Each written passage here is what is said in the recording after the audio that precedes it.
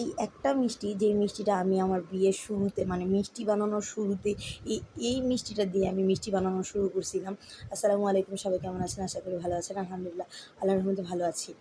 তো এই মিষ্টিটা আমি আবার সেকেন্ড টাইম ট্রাই করেছিলাম রমজানের ঈদে। তো রমজানের ঈদে আমি যেভাবে প্রথমবার বানিয়েছিলাম, বিশ্বাস করেন আমি তখন শুধুমাত্র ইউটিউব দেখে ট্রাই করেছিলাম। এতটা পারফেক্ট হয়েছিল যেই কারণে আমি এবার রমজানের ঈদে বানাতে চেয়েছিলাম। কিন্তু ওই রকমের পারফেক্ট আর হয়নি, আর ওই রকমের টেস্টেও হয়নি। আমার কাছে তেমন মানে প্রথমবারের মতন স্বাদ লাগেনি আমার কাছে পার্সোনালি। এটাকে বলে ব্রেড মালাই রোল। এই ব্রেড মালাই রোলটা তৈরি করাটা অনেক সহজ, খেতে অনেক মজাদার। কিন্তু আসলে পার্সোনালি আমার কাছে সেদিনকে কেন জানি না ভালো লাগে নাই।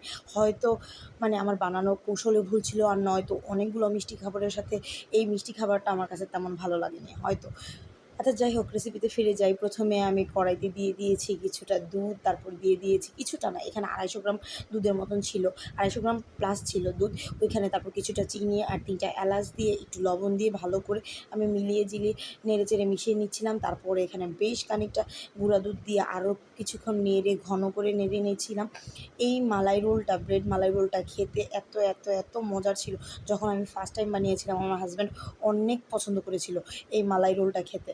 তো যাই হোক, আমি এখানে কিন্তু মালাই রোলটা বানাচ্ছি, মানে মালাইটা বানাচ্ছি। এখানে কিন্তু আমি শুরুতেই মালাইয়ের যে টেক্সচার, মালাই বলবো না, এটাকে কি বলে, ভিতরের যে পুটিংটা ওইটা বানাচ্ছি, মানে পুরটা ভিতরের। এই পুরটা বানানোর জন্য আমি এখানে ব্যবহার করেছি কর্নফ্লাওয়ার দিয়ে আমি সুন্দর করে একটা থিক পুর বানিয়ে নিয়েছি। এই মিষ্টিটা আমি সেদিনকা মানে আমার কাছে ভালো লাগে নাই দেইখা আমি আর এবার কোরবানিতে ট্রাই করিনি, কিন্তু আপনারা বাসায় ট্রাই করতে পারেন। বেশি মিষ্টি খাবারের সাথে এই মিষ্টি খাবারটা খেলে তেমন বেশি ভালো লাগে না, কিন্তু চেষ্টা করবেন যে এই মিষ্টিটা যেদিন বানাবেন সেদিনকে অবশ্যই একটা মিষ্টি খাবারই রাখতে, না হলে অন্যগুলোর সাথে এটার টেস্ট অন্যরকম গুলিয়ে যায়, যে কারণে খেতে ভালো লাগে না। তো যাই হোক, এই পর্যায়ে আমি কিছুটা ব্রেড, মানে একটা ব্রেডে ফুল ব্রেড নিয়ে তারপরে আমি কিছুটা ভাপ দিয়ে নিয়েছি 5 মিনিটের জন্য। 5 মিনিটের জন্য ভাপ দিয়ে নিয়ে তারপরে দিয়ে এগুলো বেলন পিঁড়ির মধ্যে ভালো করে আমি ডলে ডলে বেলে নিচ্ছিলাম, না হলে এগুলো ফেটে যায়।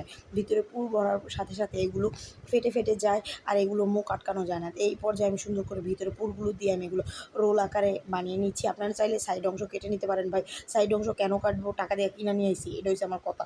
টাকা দিয়ে যেহেতু কিনা লয়ে আইসি, উসুল আমার ব্যাগটাই করতে হইব। আপনাকে মন চাইলে আপনারা অবশ্যই এটা কাইটে নিতে পারেন, স্কিপ করে যেতে পারেন, আমার কোনো সমস্যা নাই। তো এই যে দেখেন, আমি কিন্তু ভাব দিয়ে নিছি, তারপর পুরগুলো বের হয়ে যাচ্ছিলো, ফাইটা যাচ্ছিলো, আমার অনেকটাই কষ্ট হচ্ছিলো সেদিনকে বানাইতে। এক পর্যায়ে তো আমার জামাই ধৈর্য হারা হয়ে যায়, বলতেছিল এটা রেখে দাও, এটা আর আজকে বানাইতে হবে না। এমনি আজকে মিষ্টি অনেক বানাইছে, মানে রমজানের ঈদে আমি মিষ্টি অনেকগুলো বানিয়েছিলাম, যে কারণে আসলে আমার জামাইও পার্সোনালি আর এটা খেতে চাচ্ছিল না। কিন্তু আমি যখন ফার্স্ট টাইম বানিয়েছিলাম, অনেক মজার ছিল, কারণ তখন মিষ্টি খাবার শুধু একটাই ছিল আমাদের, আমরা একটাই বানিয়েছিলাম। এটা ইউটিউব দেখে আমি বানিয়েছিলাম। ম্যাক্সিমাম রেসিপি যারা বলেন যে ইউটিউব দেখলে রেসিপি শেখা যায় না, আসলে তেমনটা না।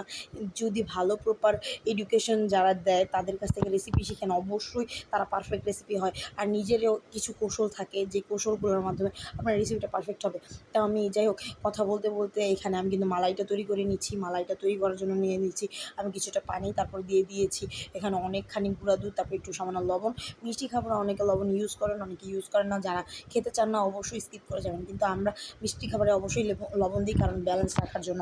তো যাই হোক, এই পর্যায়ে 2টা এলাচ দিয়ে সুন্দর করে ফুটিয়ে নিয়েছি। ফুটিয়ে নেওয়ার পরে কিছুটা চিনি দিয়ে দিয়েছি, আমি অল্প পরিমাণে চিনি দিয়েছি, কারণ এমনিতেই ঈদের দিন আমার ঘরে মিষ্টি আইটেম ছিল প্রায় 7 থেকে 8টা আইটেম, যে কারণে মিষ্টি আইটেম সবাই খেতে খেতে খুব বোরিং ফিল করতেছিল। আমি এই কারণে মিষ্টিটা একটু কম দিয়েছি, যাতে করে খাওয়া যায়। তো এই খাবারটা আমি ঈদের 2য় দিন ট্রাই করছি, তখন অনেক ভালো লেগেছিলো, কিন্তু ঈদের দিন ট্রাই করাতে আমার কাছে একটুও ভালো লাগে না, কারণ এত মিষ্টি খাবারের ভিড়ে মানে এই খাবারটা আর ভালো লাগে না। তো যাই হোক, এই রোলগুলো বানানোর শেষে সুন্দর করে আমি উপর থেকে মালাইটা ঢেলে দিচ্ছিলাম। এখানে আপনারা চাইলে একটু জর্দার ফুড কালার ব্যবহার করতে পারেন, বা অরেঞ্জ ফুড কালার ইউজ করতে পারেন। আমি দিই নাই, আমার কাছে ভালো লাগে না, তাই অনেকগুলো মালাই রোল তৈরি করেছিলাম। এই পর্যায়ে আমার সবগুলো মালাই রোল ভিজানো হয়ে গিয়েছে, আর খেতে বলবো প্রথমেরটা অসাধারণ ছিল, দ্বিতীয়টা মোটামুটি ছিল। তো যাই হোক, সবাই ভালো থাকবেন, সুস্থ থাকবেন, আল্লাহ হাফেজ, বাই বাই।